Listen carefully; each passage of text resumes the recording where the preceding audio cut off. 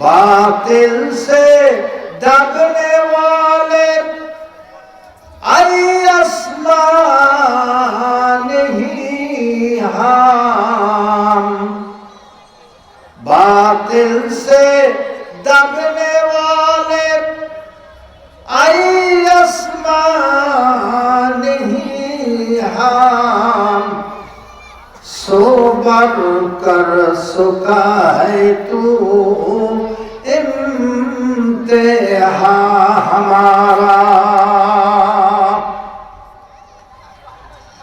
ঘুমায়া কাজা করেছ ফসল, তখন জাগুনি যখন জহর, হেলাই খেলাই হেলাই খেলাই কেটেছ আসর, মাগরিবিরা শুনিয়া যান, এশার জামাতে হৌরে শামিল, এখনো জামাতে আসি স্থান, বাজিছে তামামা বাঁধরে আমামা, শির উঁচু করি মুসলমান। আলহামদুলিল্লাহ রাব্বিল আলামিন। কোচা শহর বটতলী মসজিদদের উন্নয়ন কল্পে আমার আল্লাহ বলেন, লাকাদ কানা লাকুম ফি রাসূলিল্লাহি উসওয়াতুন হাসানাহ লিমান কানা ইয়ারজুল্লাহা ওয়াল ইয়াউমাল আখিরা ওয়া যাকারাল্লাহা কাসীরা।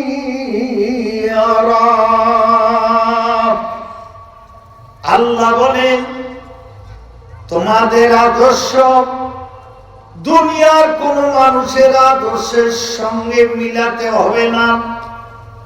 Lenin, Stalin, Karl Marx, Hegel, Darwin, Rousseau, Voltaire, Copernicus, Kepler, Abraham Lincoln, Kemal Pasha, দুনিয়ার দেশি বিদেশি কোন নেতা আদর্শ তোমার আদর্শ হবে না।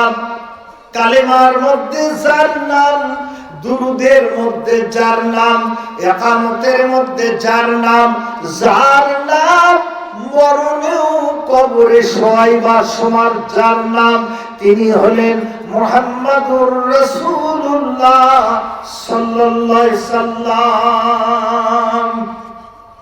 রাসূলের আদর্শ, রাসূলের কৃষ্টি কালচার, তাহজিব ও তামাদ্দুন হুবহু আপনার মধ্যে থাকবে।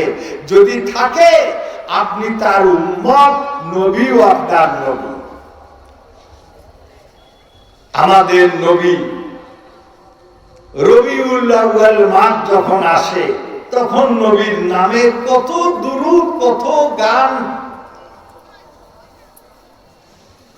রবিউল আউয়াল মাসে নবী গো তোমার গুণগান গায়। রবিউল আউয়াল মাসে নবী গো তোমার গুণগান গায়। রবিউল আউয়াল মাস চলে গেলে তোমায় ভুলে যায়। এই মাসে নবীর স্মরণ, জন্ম মৃত্যু মাস, কিন্তু তারিখ ঠিক নাই। জন্ম নিয়ে তারিখ ঠিক নাই। ঐতিহাসিক কোন ইখতিলাফ মতভেদ করেছেন। এই কথাই প্রতীয়মান হয় নবীর জন্ম বার্ষিকী উদযাপিত হয় নাই, তারিখই ঠিক নেই। আমরা এমন ইসলাম পেলাম ১৫০০ বছর পরে জন্ম এবং মৃত্যু বার্ষিকী উদযাপন করছে। এটা কোন ইসলাম? এটা রাসূলের যুগের ইসলাম নয়। রাসূল যদি আসতেন বর্তমানে বাংলাদেশে, যদি আসবেন না, যদি উনি এসে দেখতেন, কিরে আমি ২৭টি যুদ্ধ করে ৪৩টি সারিয়া করে ১৩ বছর মাক্কি জীবন, ১০ বছর মাদানী জীবন, মার খায়া দন্দান শহীদ করে দিয়া, তাইফে মার খাইয়া, বদরে মার খাইয়া যে ইসলাম প্রতিষ্ঠা করে গেছি, এরা এটা কোন ইসলাম পেল? এই ইসলামের মধ্যে সুদ চলে, ঘুষ চলে, অন্যায়, অনাচার, বেবিচার, মদ, জুয়া, হিরোইন, গাঁজা, গান, বাদ্য বাজনা সব চলে, মুসলমানের চলে। এটা কোন ইসলাম? জয়পুরহাট কালাই থানা পার হয়ে গেছে, আক্কেলপুর খাদাই ওয়াজের শেষে এক লোক বলল, মুখোমুখি আমার করছে, হুজুর গান বাজনা চলবে না? তাহলে চলবে না। আমি বললাম, ওয়াজ কি শুনলেন? সূরা লোকমানের মধ্যে, সূরা লোকমানের ৪ নাম্বার আয়াতে আল্লাহ বলছেন, ওমাই ইয়াশতারি লাহুল হাদিস। এই আয়াত দিয়া গান, বাদ্য বাজনা, কেনা বেচা, ঢোল, তবলা, খুঞ্জুরি মুসলমানদের ঈমানওয়ালাদের জন্য হারাম। কারণ হুজুর একটু বুঝে সুঝে দেখেন, গান মনে হয় চলবে। আমি বললাম, তারপরে কথা বলেন। কয়েক গান গাওয়ার দলিল আছে। আমি বললাম, দলিল পেশ করেন। নাগত্তা নাজারাত কাসিবাতুকার অলিখিত চুক্তির দলিল আসবে, আর কথা বললে দলিল দিতে হবে। আর মুসলমানদের দলিল হলো কোরআন সুন্নাহ। দেন দলিল। আরবির কায়দার মধ্যেই আছে, গায়েন দুই জবর গান, গায়েনও জবর গাও, গান গাও। দেখছেন দলিল? আমি তো আশ্চর্য হলাম, কেরে এই চিন্তা তো মাথা তো কোনোদিন দিয়েছি নাই। ইবলিস শয়তান তার বিশ্ববিদ্যালয়ের ভর্তি করে দিয়ে রাখছে, ওটাই আছে, গায়েন দুই জবর গান, গায়েনও জবর গাও, গান গাও। আমি বললাম, আর পেছনের লাইনে লেখা আছে, গাইনও পেশ গু, খেয়ালির জবর খা, গান গাও গু খা। আপনি কি গু খাবেন? ওটাও তো লেখা আছে। মুসলমানেরা নিজেদের ধ্বংস টেনে আনছে কোরআন সুন্নাহ বাদ দেওয়ার কারণে। আমাদের আল্লাহ কয়জন? সবাই মিলে বলবেন, কয়জন? আমাদের নবী কয়জন? আমাদের কিবলা কয়টি? কোরআন কয়টি? ইসলাম কয়টি? আমাদের ঈমান কয়টি? মুসলমানদের দল হওয়ার কথাই একটা, এত দল কেন? মুসলমানদের যতই দল ততই দুর্বল, ততই খ্রিস্টান ইহুদির মাতাব্বরি পোপদারি পূর্বত্ব তারা চালিয়ে যাবে। মুসলমান বাংলাদেশে ইসলাম ইসলাম করতে করতে বহু বক্তা কবরে চলে গেলেন। আব্দুল্লাহ ইবনে ফজল, আমি জীবনে ওরকম বক্তৃতা শুনিও নাই, করবারও পাই না, কারো মুখেও শুনি নাই। আব্দুল্লাহ ইবনে ফজল, আব্দুল্লাহ ইবনে কাজেম, আবু তহের বর্ধমানী, দুরুল হুদা আইয়ুবী হুজুর, আব্দুল্লাহ খান শালুকপুরি, মাহবুবুর রহমান মৌভাসী, আল্লামা দেওয়ার হোসেন সাইদি রাহিমাহুল্লাহ, এত আলেম তারা এত ওয়াজ করলেন। এত তাফসীর করলেন, রেজাল্ট কোরআন এখনো কায়েম হয়, ইসলাম এখনো বিজয়ী হয় নাই। কারণ এই বাংলাদেশে যদি কোরআন সুন্নাহ বিজয়ী না হয়, সেজন্য প্রথম দায়ী হবে এই দেশের আলেম সম্প্রদায়। এরা খালি ফতোয়া, এরা খালি দলাদলি। জনগণ শুনে মুসলমান, এ দুনিয়া মে মুআজ্জাজ থে, ये दुनिया में मुअज्जज थे मुसलमान होकर, তোমার জলিল খার হয়ে তারকে কুরআন হোকর, বিশ্বের সেরা জাতি হয়েছিল মুসলমান। তারা আজ লাঞ্ছিত সারিয়ে আল কোরআন। মুসলমানেরা, আল্লাহ রাব্বুল আলামিন আল্লাহ তাবারক ওয়া তাআলা বলেন, যখন মুসলমানদের সংখ্যাগরিষ্ঠ মুসলিম দেশ থেকে যারা পার্লামেন্টের নেতা যাবে, জাতীয় সংসদের সদস্য হবে, ওরা কোরআনুল কারীমের 4টি কর্মসূচি প্রথম চালু করবে। 1 নাম্বার, 2 নাম্বার, 3 নাম্বার, 4 নাম্বার। আল্লাহর ভাষায় শোনেন, আল্লাযীনা ইম্মাক্কান্নাহুম ফিল আরদি আকামুস সালাতা ওয়া আতাবুস যাকাতা ওয়া আমারু ونهوا عن المنكر ولله عاقبة الأمور। আমার আল্লাহ বলেন, তারা পার্লামেন্টে গিয়া সর্বপ্রথম নামাজের বিল পাস করবে। কেউ নামাজ পড়বে, কেউ পড়বে না।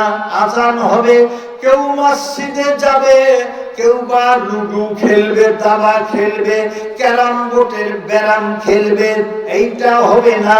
মসজিদে আজান হওয়ার সাথে সাথে নিনাদ, আল্লাহর আহ্বান যখনই হবে, অফিস আদালত বন্ধ করে দিতে হবে, কোর্ট কাছারি বন্ধ করে দিতে হবে, আর সকল কর্মসূচি কর্মক্ষমতা বন্ধ করে দিতে হবে। এক কথায় নামাজের বিরতি ঘোষণা হবে। আল্লাহ বলেন, বান্দারা, যখনই আযান হবে তোমরা দুনিয়ার সকল কর্মকাণ্ড বিরত থাকো। এবার আমার আল্লাহ কয়, ইয়া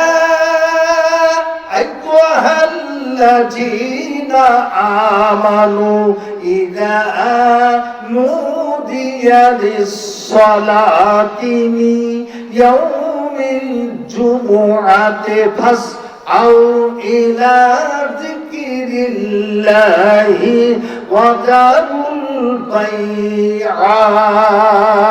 ওরে ঈমানদারেরা, যারা খ্রিস্টান, ইহুদি, নাস্তিকবাদী, অদ্বৈতবাদ, বহুশ্বরবাদ, নিরশ্বরবাদ, বস্তুবাদ, সেসবদেরকে আল্লাহ আহ্বান করেন নাই। আল্লাহ মহব্বতের ভাষায় বলেন, ইয়া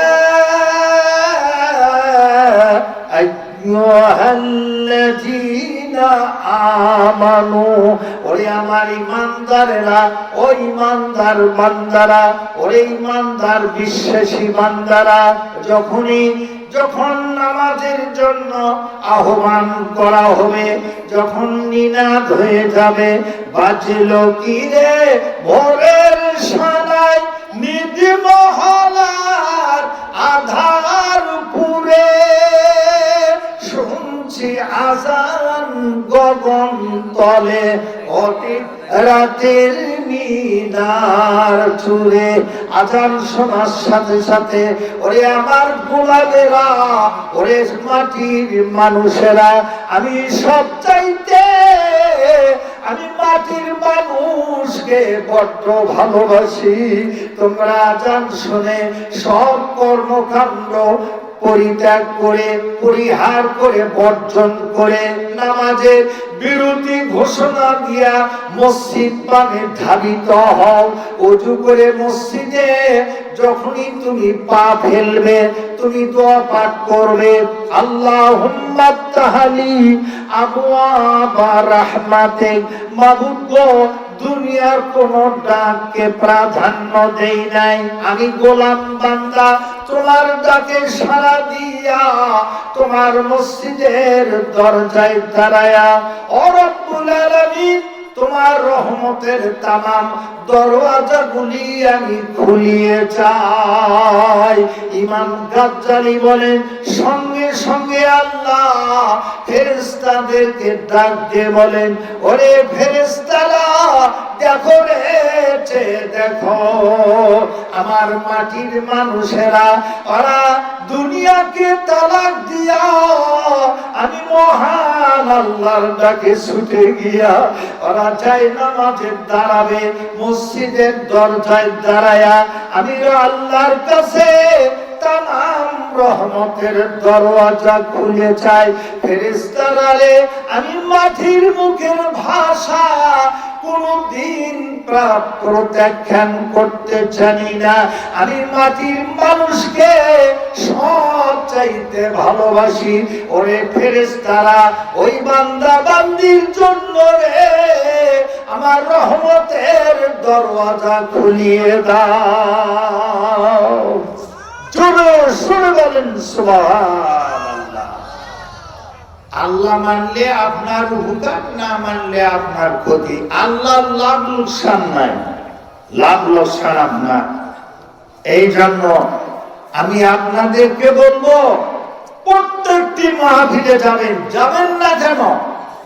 17 বছর অতীত হয়ে গেল, মাহফিল করতে ইচ্ছা পোষণ করলে একদল চোরের কাছে তার দরখাস্ত দেওয়া লাগছে। কোরআনের মাহফিল হবে আল্লাহর কথা, রাসূলের কথা, আর চোরের কাছে তার দরখাস্ত দেওয়া লাগে। ভাই, মাহফিল হতে দিবে না, দেয় নাই। এখন আসো, সভাপতি বানাই, আসো আসো, প্রধান অতিথি করি।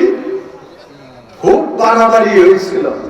জমিন আল্লাহ, জোরে বলেন জমিন কার?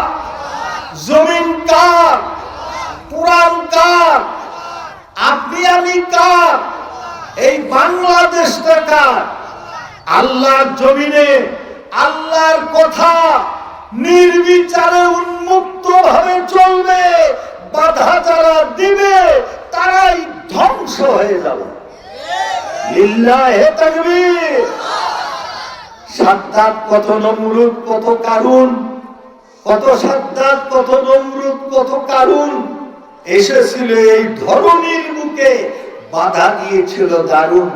হরি নাই নমরুদি হুতাশনে, বিকাই নাই কারুনের বিপুল ধনে। সাদ্দাতের ওই ফখরি বেহেশত হয়ে গেছে সারখার। আমরা ঈমানওয়ালারা বলি লিল্লাহে তাকবীর, লিল্লাহে তাকবীর। আল্লাহর আওয়াজ থাকবে।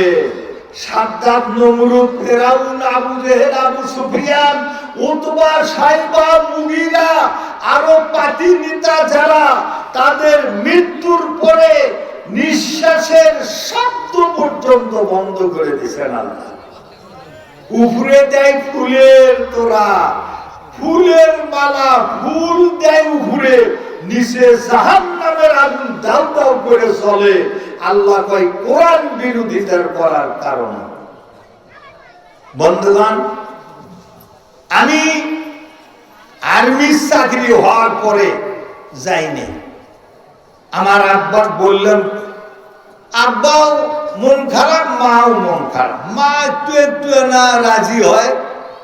আব্বা কয়, তুই যদি আর্মির চাকরি করিস, তুই আমার বেটাই নিস, তো দুনিয়াতে ত্যাগ করবো, আখেরাতে ধরাই পড়বো। কে দেখা বেতন স্কিল, কি সমস্যা? আমি কোটে মৌলবিগিরি করে, কোটে ফতে আবারে কি খাবো, কয় টাকা দিবে, বলছল কি হবে? আমার আব্বা বলল, শোন, রাসূলের হাদিস, ইন্নাল্লাহা ইয়ারফাউ বিহাযাল কিতাব আকওয়ামাউ ওয়া ইয়াজাউ বিহি আখারিন আও কামা ক্বালান নবী সাল্লাল্লাহু আলাইহি ওয়াসাল্লাম।